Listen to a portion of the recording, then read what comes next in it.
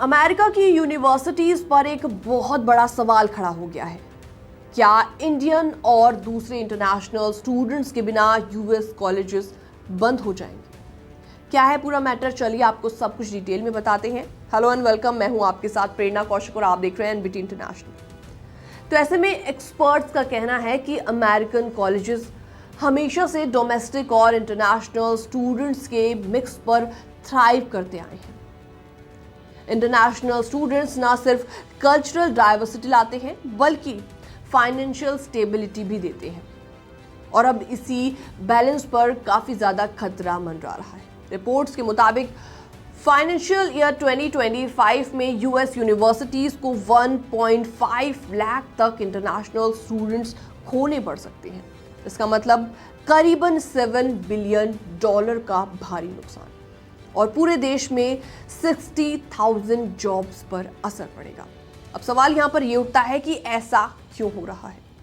Reason साफ है, immigration और वीजा रूल्स पर बढ़ती strictness. Student visa appointment cancel हो रही है, ट्रैवल रिस्ट्रिक्शंस लग रहे हैं। खासकर इंडिया और चाइना जैसी कंट्री से आने वाले स्टूडेंट्स को डायरेक्ट इम्पैक्ट हो रहा है। रिजल्ट ये है कि हजारों स्टूडेंट्स अपने एकेडमिक फ्यूचर को लेकर कंफ्यूज्ड हैं। तो इस क्राइसिस को और भी ज्यादा गहरा कर रही है अमेरिका की एक और प्रॉब्लम, डिक्लाइनिंग बर्थ रेट।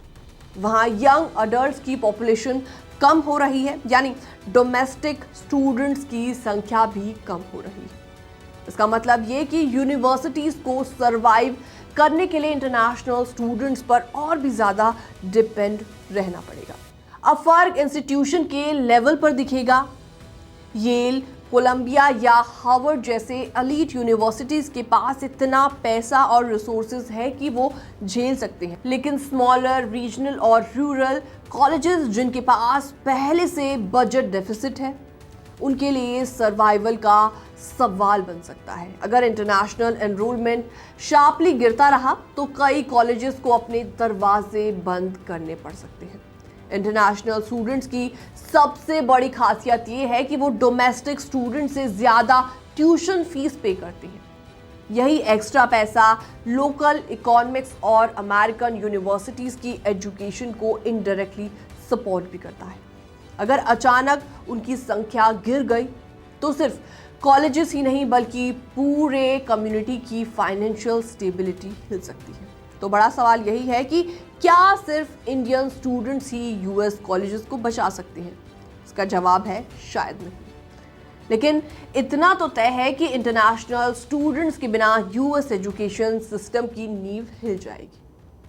आज के हालात बताते हैं कि इमिग्रेशन पॉलिसीज ही फ्यूचर डिसाइड करेगी। अगर सपोर्ट नहीं मिला तो ऑप्शंस ना सिर्फ इंडियन स्टूडेंट्स बल्कि अमेरिकन स्टूडेंट्स के लिए भी सीमित हो जाएंगे। फिलहाल इस पूरी रिपोर्ट में इतना ही। बाकी तमाम अपडेट्स के लिए बनी रहिए एनबीटी इंटरनेशनल के साथ।